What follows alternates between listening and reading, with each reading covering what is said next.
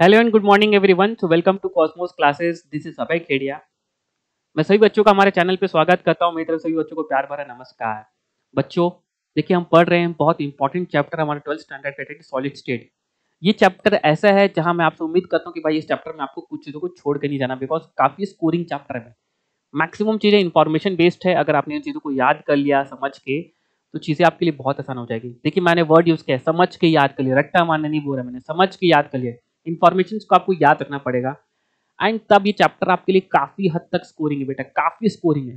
बस आप इसको थोड़ा सिस्टमैटिक पढ़ो, रिवाइज करते रहो, रेगुलरली रिवाइज करते रहो, चैप्टर बहुत ईजी हो जाएगा। ठीक है ना? तो प्लीज अपना पार्ट जरूर करें। मैं अपनी तरफ से पूरी कोशिश करूंगा आपको चैप्टर बहुत अच्छे तरह से समझाऊं। चलिए आज के सेशन को हम शुरुआत करते हैं। Basically we lecture number 8। Lecture number 8 means अभी तक हमने क्या क्या पढ़ लिया, मैं आपको थोड़ा सा क्विक रिविजन कराऊं। देखिए मैंने आपको ये पढ़ा दिया था कि जब हम जितने भी सॉलिड्स को हमने ऑब्जर्व किया, तो हमको बेसिकली 7 टाइप्स के क्रिस्टल अरेंजमेंट्स मिले। 7 टाइप्स के क्रिस्टल अरेंजमेंट्स कौन कौन से थे? Cubic, tetragonal, orthorhombic, hexagonal, monoclinic, triclinic और rhombohedral. So there were 7 types of crystal arrangements. उन 7 टाइप के क्रिस्टल अरेंजमेंट में तो पॉसिबल यूनिट सेल्स हर एक में भाई ultimately they are 4 types of unit cell. तो हर एक क्रिस्टल अरेंजमेंट में हमको उम्मीद थी कि 4 टाइप के यूनिट सेल मिलेंगे, बट ड्यू टू सब इंटरमिक्सिंग कि भाई अगर आपने लेट से क्यूबिकल यूनिट सेल का अगर आपने एंड सेंटर्ड लिया, तो वो किसी और के साथ मिक्स मैच कर गया होगा, यार उसमें भी सेम क्यूबिक सेम ज्योमेट्री आ रही है। So due to some intermixing और due to some geometrical constraints, the possible there were 14 possible unit cells we found. सिर्फ 14 ही यूनिट सेल्स हमको मिले। ठीक है, तो चलो सर ये टेबल हमने याद भी करती, टेबल आपको याद भी करनी है, बहुत इंपॉर्टेंट टेबल है, बिकॉज इस पे क्वेश्चन शॉर्ट क्वेश्चन आते हैं भाई। ठीक है ना?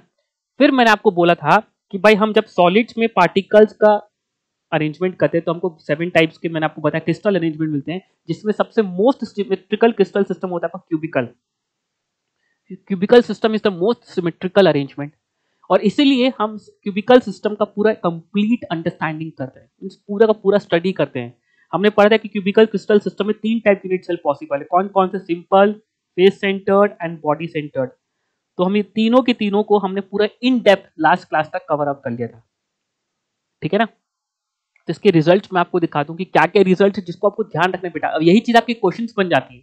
मैं पहले आपको थ्योरी के फॉर्म इसको बहुत सिस्टमैटिक कवर कर रहा हूँ, सो दैट आप जब न्यूमेरिकल्स करो, अरे हाँ यार ये तो आता ही है, तो ऐसा फील हो आ जाए आपको, तो मजा ही आ जाएगा भाई, आपको ये फीलिंग आनी चाहिए। ठीक है? और नो डाउट जब हम सिंपल क्यूबिक यूनिट सेल को पढ़ रहे थे, क्यों ना उसके हर एक पैरामीटर्स को पढ़े जो मैं आपसे क्वेश्चन के फॉर्म पूछ सकता हूँ, तो हम उसको पूरी चीज को डिस्कस करेंगे ना। So these are the 3 types of unit cells which are possible for the cubical crystal system. एक cubical crystal system के लिए 3 टाइप यूनिट सेल पॉसिबल है। इसका and centred unit cell possible नहीं है।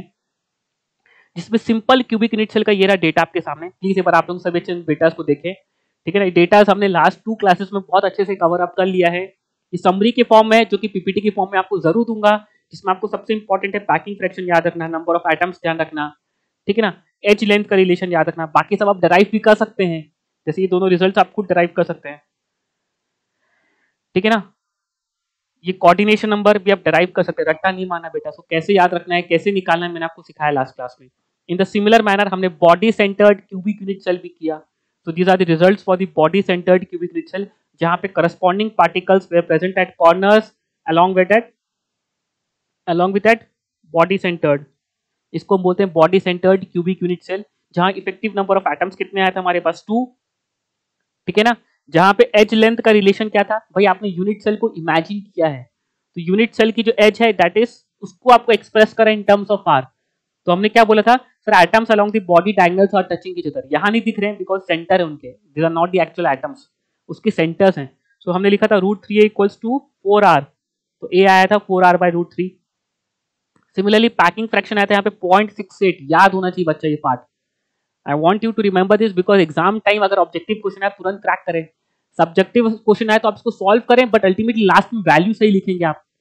भाई पैकिंग फ्रैक्शन क्या होता है कि उस पर्टिकुलर यूनिट सेल में कितना वॉल्यूम एटम्स ने ऑक्यूपाई कर लिया, तो आप लिखोगे सब volume of atom divide by volume of unit cell. दोनों को डिवाइड करोगे, जो वैल्यू आएगी समथिंग कुछ आएगी, पाई समथिंग कुछ आएगी, उसको डायरेक्ट वैल्यू लिखोगे 0.68। वहां थोड़ा एग्जाम टाइम बैठ के डिवाइड करने बैठोगे। जब हमको पता है कि हमको सिर्फ क्रिस्टल सिस्टम में सिर्फ क्यूबिकल क्रिस्टल सिस्टम पढ़ना है, तो क्यों ना उसके डेटा को हम टिप्स में रखें। लास्ट हमने पढ़ा था face centred cubic unit cell, जिसमें फेस सेंटर्ड क्यूबिक यूनिट में नंबर ऑफ एटम्स कितना आए थे? 4। जहां पे हमारा एज लेंथ का रिलेशन आया था कि atoms along the body diagonal, sorry face diagonal अगर टचिंग की जगह, जो पर हमारा रिलेशन आया था √2a इक्वल्स टू 4r, तो a आ गया था 2√2r। Volume of unit cell कितना हो गया, sorry volume of atoms of the unit cell कितना हो गया, टोटल नंबर ऑफ एटम्स कितने 4, so it is 4 into 4/3 pi r cube. Volume of unit cell क्या हो गया सर, a क्यूब, तो 2√2r का होल क्यूब। उसी की मदद से हमने पैकिंग फ्रैक्शन निकाला था, इन दोनों को डिवाइड करके कितना आया था 0.74 याद होना चाहिए। इनफैक्ट ये दिखाता भी है कि सर तीनों पैकिंग में सबसे बेस्ट पैकिंग फ्रैक्शन किसका अच्छा आ रहा है, सबसे जस्ट बेस्ट पैकिंग आ रही है FCC. It means that face centred cubic unit cell is the best arrangement in case of cubical lattice. ठीक है ना, ये इसका कोऑर्डिनेशन नंबर, जिसमें लास्ट वाला कोऑर्डिनेशन मैंने आपको बोला था याद रख लीजिए, बिकॉज इसको मैं आपको इमेजिन नहीं करा, फील नहीं करा पाया था, बाकी सारे रिजल्ट्स मैंने आपको याद रखने बोले थे, मतलब आप तुरंत निकाल सकते हैं। ठीक है ना, सो यहां तक हमने बहुत अच्छे से कवर किया था, और लास्ट क्लास में हमने कुछ क्वेश्चंस किए थे जिसमें डेंसिटी बेस्ड क्वेश्चंस में बच्चे बहुत अटकते हैं, बिकॉज उसमें न्यूमेरिकली कैलकुलेशन बहुत होती है। हाँ, कैलकुलेशन होती है। स्कूल में सीबीएसई में जब क्वेश्चंस आएंगे बेटा, तो हो सकता है आपको वैल्यूज को सिंपल डाल के दे, और अगर आप कुछ वैल्यूज, लेट से मैं आपको क्वेश्चन सॉल्व कराऊंगा अभी। लास्ट क्लास में हमने ये क्वेश्चन शायद तक सॉल्व किया था, डेंसिटी ऑफ निकल वाला हमने क्वेश्चन लास्ट क्लास में सॉल्व किया था, लेंथी क्वेश्चन था, मैंने कैलकुलेटर की मदद से सॉल्व किया था, मेरे को पता है, बट मैं आपको सिर्फ रिजल्ट दिखाने के लिए, भाई देखो किस तरीके से सॉल्व करना आपको बताने के लिए कहता। अब यहाँ पे देखेंगे सभी ऑप्शंस बहुत क्लोज ऑप्शंस हैं, अगर आपने उनको सॉल्व करते समय अप्रोक्सीमेशन लिया तो आई थिंक आपका आंसर गलत आ जाएगा। तो जब ऑब्जेक्टिव क्वेश्चंस आएंगे तो कहीं ना कहीं एग्जामिनर आपको जहां क्यूब या क्यूब रूट निकालना, वहां पे कुछ ना कुछ आपको एक इंफॉर्मेशन देगा कि भाई इसका क्यूब रूट इतना, कहीं ना कहीं आपको एक हेल्प करेगा जिससे आप उस क्वेश्चन को एग्जैक्टली पहुंच जाओ, या तो ऑप्शंस को थोड़ा दूर रखेगा, भाई तुम अप्रोक्सीमेशन ले लो। स्कूल वाले जब सवाल देंगे, मान लीजिए आपको स्कूल वालों ने सवाल दिया, तो आप भाई कैलकुलेशन करते समय आप 8.94 को 9 लिख लेना भाई, 59 को 60 लिख लेना यार, चलता है। और आखिरी में जब आंसर लिखोगे तो अप्रोक्सीमेटली लिख देना, अप्रोक्सीमेटली 0.13 आ गया चलेगा भाई, वो खुश हो जाएगा देख के, भाई लोगों का 0.12 नहीं आना, 0.12 आंसर आपका 0.13 आ गया, वो खुश हो जाएगा।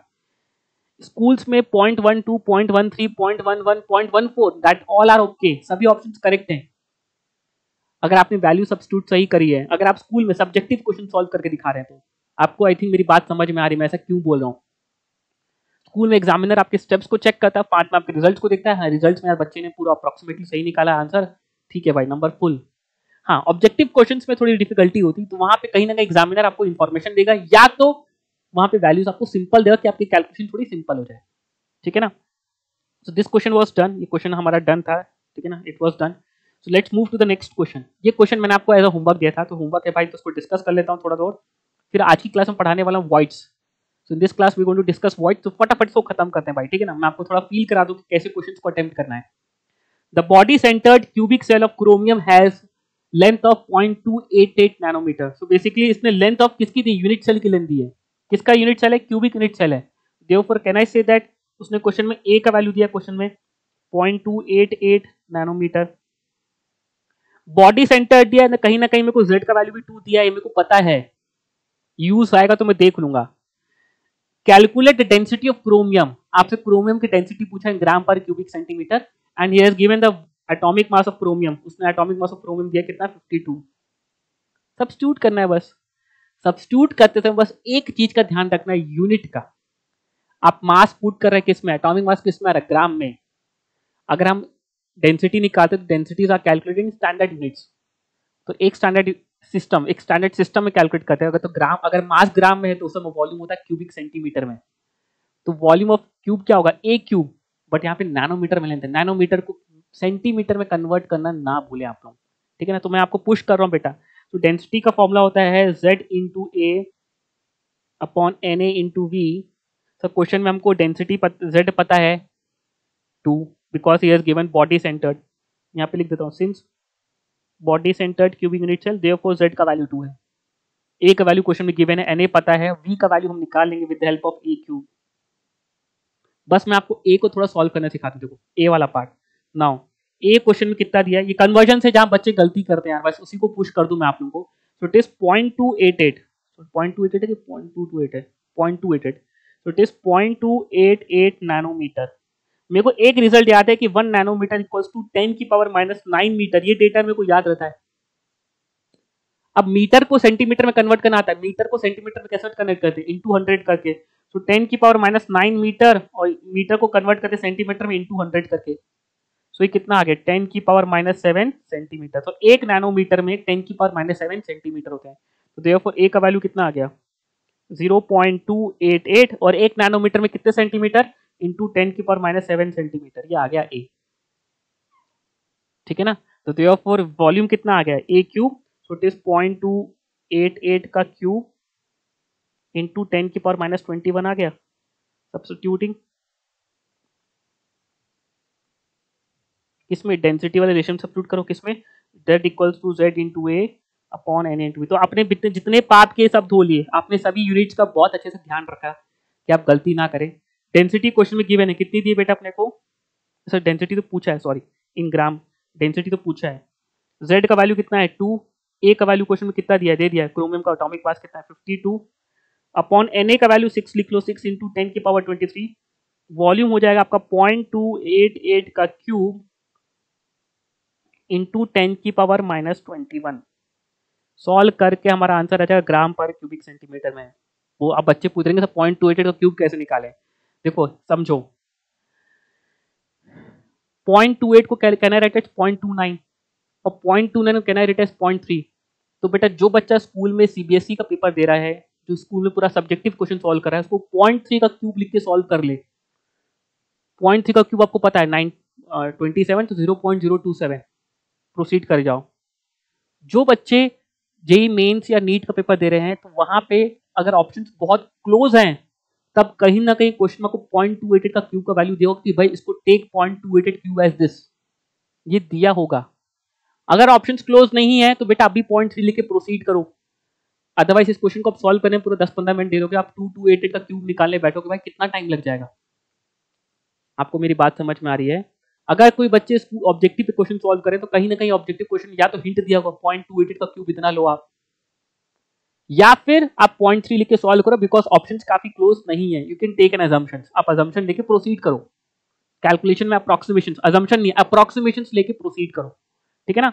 सॉल्व करके आपको डेंसिटी मिल जाएगी which is going to be in gram per cubic centimetre. ये प्लीज आप लोग सॉल्व करो। ठीक है, मैं कैलकुलेटर यूज करके सॉल्व करके बताऊंगा, कोई मतलब नहीं है। ठीक है, मेरा पार्ट जहां गलती करो मैंने आपको सिखा दिया। अब देखिए डेंसिटी के काफी क्वेश्चन पूछे जाते हैं। सिमिलरली एक और क्वेश्चन ये रहा, यहाँ पे अल्टीमेटली यहाँ पे क्या पूछ लिया, एटॉमिक वेट। देखो सब कुछ क्वेश्चन में दे दिया होगा आपको, कहीं ना कहीं आपसे एटॉमिक वेट पूछ लिया। अगेन गलती कहां होती है बच्चों से, यूनिट्स में। डेंसिटी में 4 टर्म्स हैं, D, Z, A, N A, V. अब एन ए तो कांस्टेंट है, उसको छोड़ो। बाकी 4 टर्म ऐसे हैं जिसमें क्वेश्चन को एक चीज को मिस करके आप चौथी चीज, एक चीज मिस कर देगा, बाकी सब पूछ लेगा आप, सॉरी बाकी सब देके एक चीज आपसे कुछ भी पूछ सकता है। डेंसिटी पूछ सकता है, जेड पूछ सकता है। अब जेड को कैसे पूछेगा, क्वेश्चन में लिख देगा what is the arrangement of lithium, lithium किस लैटिस में अरेंजमेंट है। तो जेड का वैल्यू 1 आया तो सर हमारा sir body simple cubic unit cell. Z का वैल्यू 2 आया तो बॉडी सेंटर्ड, जेड का वैल्यू 4 आया तो फेस सेंटर्ड। ठीक है ना। अब मैं इसको सब्स्टिट्यूट करके आपको दे रहा हूं बेटा, सॉल्व आपको करना है। The element crystallises in a body centred, तो again since body centred cubic unit cell, therefore z का वैल्यू कितना हो गया 2, and the edge length of unit cell दिया कितना 0.351, अगेन नैनोमीटर। क्या मैं इसको अभी जस्ट पहले किया था, तो मैं क्या लिख दूं, a इक्वल्स टू 0.351 इंटू 10 की पावर -7 सेंटीमीटर। अभी जस्ट थोड़ी देर पहले किया, इसलिए दिखाने की जरूरत नहीं है। जो बच्चे नहीं समझ में आ रहे कैसे लिखा आपने सारी पॉइंट 10 की पावर -7 सेंटीमीटर कैसे किया, लास्ट क्वेश्चन को देखो। डेंसिटी, सब क्वेश्चन में डेंसिटी गिवन है कितना 0.533 ग्राम पर क्यूबिक सेंटीमीटर। आपसे क्या पूछा है क्वेश्चन में, एटॉमिक मास पूछा है। क्या डेंसिटी के फॉर्मूले में एटॉमिक मास आता है, हाँ जी सर आता है। बस सब्स्टिट्यूट करो यार, बस सब्स्टिट्यूट करना है। यूनिट्स का आपने ध्यान रख लिया कि आपने ए को कन्वर्ट कर लिया सेंटीमीटर में, सो दैट वॉल्यूम कितना आ जाएगा ए क्यूब। तो वहां पे ए क्यूब में आपका वॉल्यूम भी किस में आएगा, क्यूबिक सेंटीमीटर में आ जाएगा। एटॉमिक मास आप सॉल्व करोगे तो ग्राम में आएगा, because density gram per cubic centimetre में दी है, आपने वॉल्यूम क्यूबिक सेंटीमीटर है, तो एटॉमिक मास आपको बाय डिफॉल्ट सॉल्व करके ग्राम में ही मिलेगा। Z is a number, जो कि 2 आपने निकाल दिया है। N is also a number. Therefore, substituting on this particular equation, Z equals to Z into A. Units का ध्यान रखो बच, जहां बच्चे को कंफ्यूजन होता है। Z का D का वैल्यू क्वेश्चन में कितना दिया आपको 0.533, तो 0.533, Z का वैल्यू 2, A हमको निकालना है, Na का वैल्यू 6 इंटू 10 की power 23 into volume which is basically cubic, since cubic unit cell है तो लैटिस किस में, यूनिट सेल क्या है, क्यूबिक शेप का है, तो वॉल्यूम क्या हो गया, ए क्यूब, सो इट इज 0.351 का क्यूब इंटू 10 की पावर -7 का क्यूब बिकम्स 10 की पावर -21। सॉल्व करके ए आपका आ जाएगा, की वैल्यू किस में आएगा बेटा, समथिंग इन ग्राम में आ जाएगा। क्लियर है, ठीक है ना। तो डेंसिटी वाले क्वेश्चंस में आपसे पूछ सकता है सभी पैरामीटर्स, आपसे डेंसिटी, आपसे एटॉमिक मास, आपसे जेड, आपसे वॉल्यूम, आपसे वॉल्यूम से पूछ सकता है एज लेंथ, आपसे वॉल्यूम से पूछ सकता है वॉल्यूम, आपसे वॉल्यूम से पूछ सकता है radius of the atom of the present unit cell. तो पहले आप वॉल्यूम निकालेंगे, फिर ए निकालेंगे, फिर वहां से आर की तरफ जाएंगे। जो भी लास्ट पहला क्वेश्चन था आपका निकल वाला, जो लास्ट क्लास में डिस्कस हुआ है, बहुत लंबा क्वेश्चन था बट मैंने पूरा सॉल्व करके आपको दिखाया है। क्लियर है, ठीक है ना। एक क्वेश्चन और सॉल्व करा देता आपको। क्वेश्चन देखिए, what part of an edge length in BCC unit cell is covered by atoms. BCC unit cell, BCC stands for body centred cubic unit cell, ध्यान रखना। बीसी बीच में जो बीच वाला सी है, that stands for cubic unit cell. So what part of an edge length in body centred cubic unit cell is covered by atoms. अब इसका मतलब क्या हुआ सर, मैंने आपको बताया था, प्लीज पहले कुछ पॉइंट्स को लिखो, पहले नोट्स, कुछ नोट लिखो, नोट लिख लो, चलो आप लोग नोट के पॉइंट मत लो।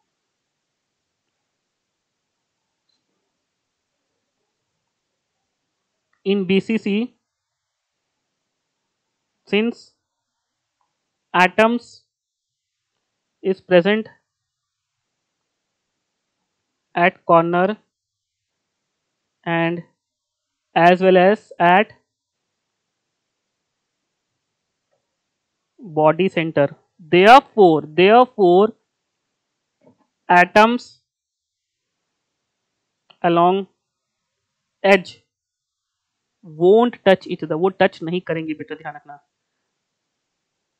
अगर मेरे को क्यूबिक यूनिट सेल बनाना है, अगर मेरा lattice should be cubic in nature, तो अगर मेरे को कॉर्नर एटम्स को टच किया और बॉडी के बीच में मैंने एक भी एटम रखा, तो बेटा फिर क्यूब शेप ना रह जाए, वो क्यूबॉइड बन जाएगा, तब उसकी हाइट बढ़ जाएगी।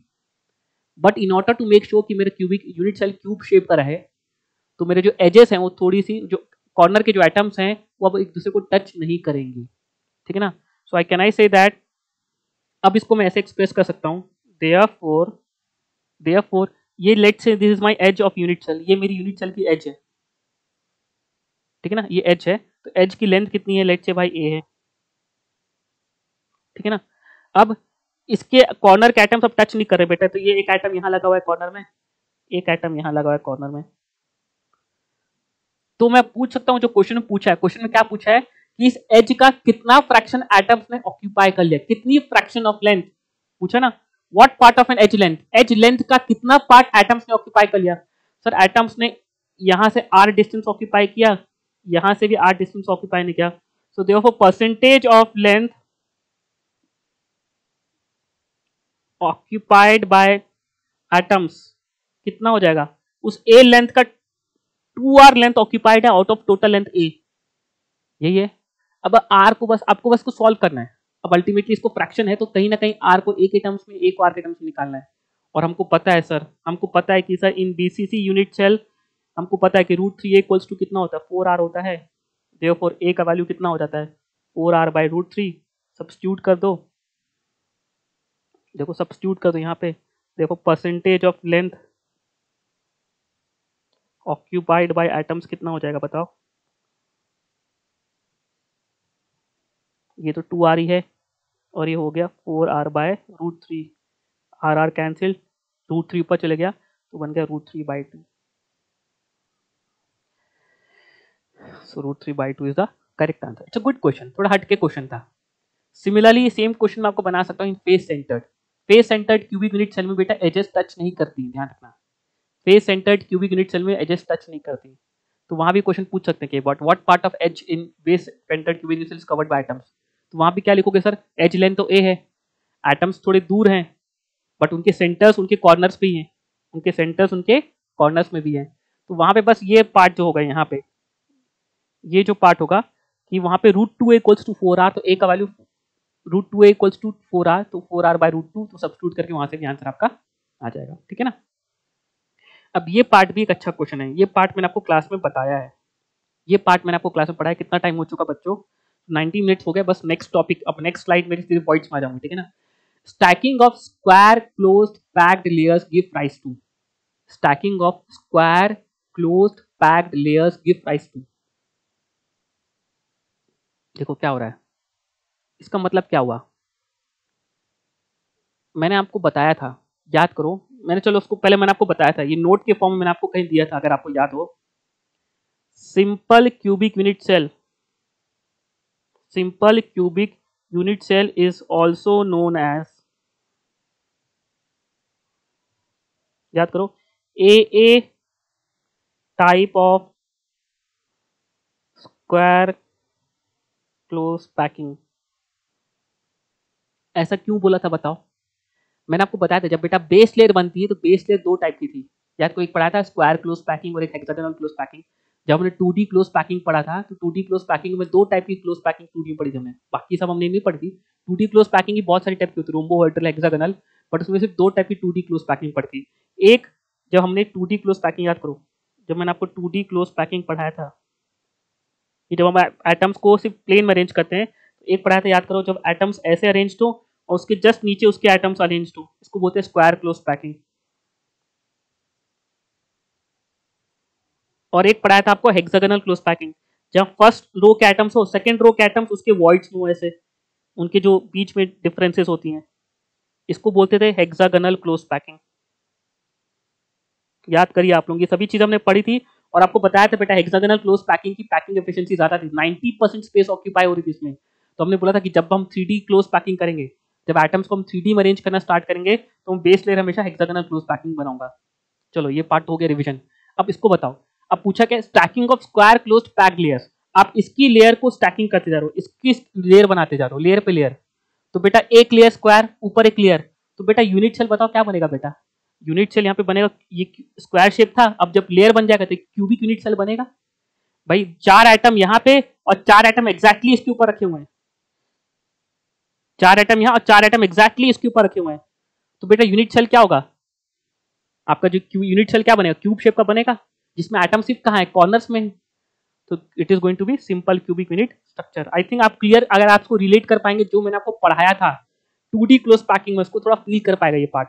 और इसलिए मैंने आपको बोला था कि 2D close packing, sorry, simple cubic unit cell is also known as A type. A type means ऊपर की लेयर और ऊपर नीचे वाली लेयर और ऊपर वाली लेयर सेम है. A type square close packing. Square close packing means आपकी जो फर्स्ट रो सेकंड रो है उसमें एटम्स के सेंटर्स जस्ट एक ही लाइन के अलॉन्ग आ रहे हैं. जो बच्चे मेरे लेक्चर्स को स्टार्टिंग से देख रहे हैं उसको लिंक कर पाएंगे. हमने packing of sphere in plane पढ़ा है, प्लेन में, कि जब स्फीयर की पैकिंग आप एक प्लेन में कर रहे हैं, सिर्फ एक प्लेन में, दीवार, जैसे मेरे लेक्चर में टेबल है मेरे सामने, तो स्टेबल में अरेंजमेंट कर रहा हूँ. जब स्फीयर को स्टेबल की एक लेयर और ऊपर चढ़ाने लग जाऊंगा तब वो 3D क्लोज पैकिंग आएगा, जो कि हम वॉइड्स की बात पढ़ेंगे. पहले मैं आपको नेक्स्ट क्लास में वॉइड्स पढ़ाऊंगा, आज क्लास को यही खत्म कर रहा हूँ, ठीक है ना. चलो एक क्वेश्चन और करते हैं यार, इसके बाद मैंने आप लोगों के लिए वॉइड्स आज प्लान करके लाया था, बट हमारा सेशन लेंथी हो जाएगा. सोच रहा हूँ कि एक सेशन में पूरा वॉइड्स पढ़ा दूँ तो चीज़ों को कोरिलेट कर पाओगे. वो सेशन बहुत, वो वीडियो पूरी प्रॉपर वॉइड्स के लिए हो जाएगी. तो नेक्स्ट क्लास में वॉइड्स पढ़ाऊंगा आपको, ठीक है ना. उसमें रेडियस रेशियो निकालना है, सभी कुछ मैं प्रूव करके दूंगा आप लोगों को ना. अभी थ्योरी है, सब करेंगे इसको अपन. तो एक क्वेश्चन और सॉल्व करा दूं आप लोगों को, ये क्वेश्चन भी अच्छा है, ठीक है ना. लास्ट वाला क्वेश्चन भी अच्छा था मेरे कंपैरिजन में, ये क्वेश्चन भी अच्छा है. बाकी सब क्वेश्चंस तो आपको नो डाउट एक फॉर्मूला बेस्ड है.